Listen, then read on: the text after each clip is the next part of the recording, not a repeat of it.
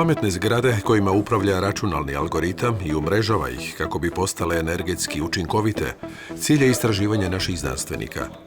Zamišljeno je da zgrade ne samo proizvode, skladište i troše energiju, već da i međusobno komuniciraju kako bi prema potrebi mogle distribuirati pa i prodati energiju.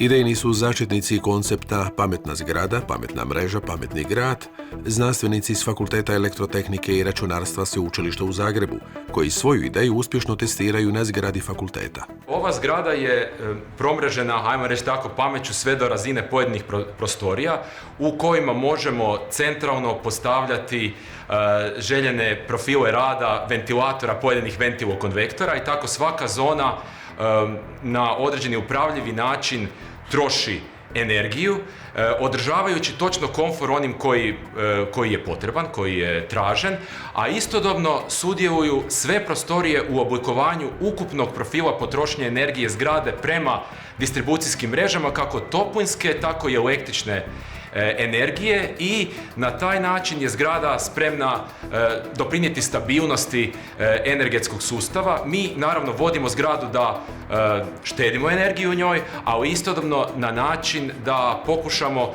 tu potrošnju energije učiniti čim profitabilnijom za zgradu, u smislu da trošimo onda kada je to za zgradu upravo najpovoljnije, a još dodatno ako postoji neki zahtjev od strane mreže, recimo da mreža ima nekakav problem i ima nekakvu vršnu potrošnju, veliku potrošnju u nekom času, tada zgrada može pomoći i smanjiti svoju potrošnju kako bi rasteretila mrežu. Naravno i to se onda zgradi u smislu funkcionalnosti odgovora potražnje dodatno plaća.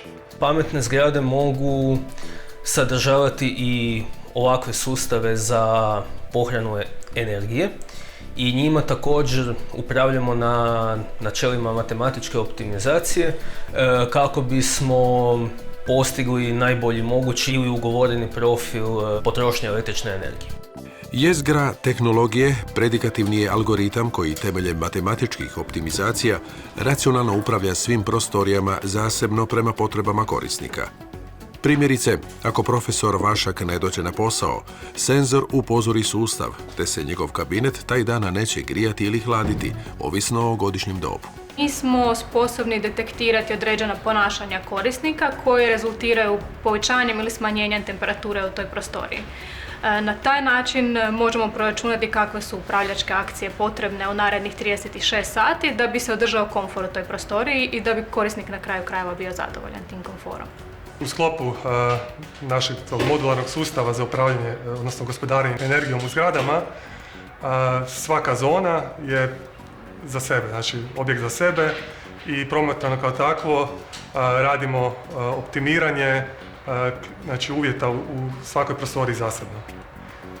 Ne mijenjajući komfor korisnika, ovako upravljanje omogućuje ekonomsku uštedu i do 40%, što nije zanemarivo. Ne samo da svaka zgrada pojedinačno može ovakvim softverom davati određeno poboljšanje lokalno, ajmo reći, za vlasnika, nego čak i međusobno više takvih zgrada koje imaju ovakav softver mogu međusobno se dogovarati o tome koliko koja će pružiti odgovarajuću ugovorenu uslugu prema energetskom sustavu. Na način da ako određena zgrada ima neki dan problem jer ima neki lokalni kvar, tada je puno lakše, u stvari i puno povoljnije za tu zgradu da onaj dio koliko ona treba pridonijeti sustavu kupi od svog susjeda nego da plati penal energetskoj mreži. I znači također ovaj softver omogućuje onda i interakciju i dogovaranje i međusobno trgovanje između pojedinih zgrada u smislu pružanja energetske fleksibilnosti prema energetskim mrežama.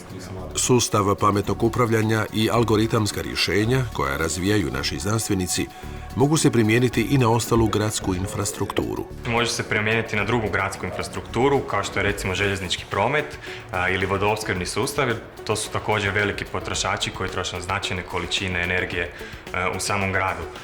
Princip ostaje dakle isti, gdje se uz poštivanje nekakvih internih ograničenja tih sustava, kao što je recimo vozni red u željeznicama ili ograničenje tlaka diljem vodoopskrbne mreže, se nastoji upravljati tim sustavima, predviđati njihova potrošnja i u konačnici upravljati tom potrošnjom. Na taj način povezujući različite te stupove u samom gradu, zgrade, željeznički promet, vodoopskrbne i mnoge druge, cijeli koncept se diže na jednu razinu više, odnosno stremimo ka nekakvom naprednom gradu. Primjena ovih rješenja samo je početak stvaranja uspješnog, pametnog grada budućnosti.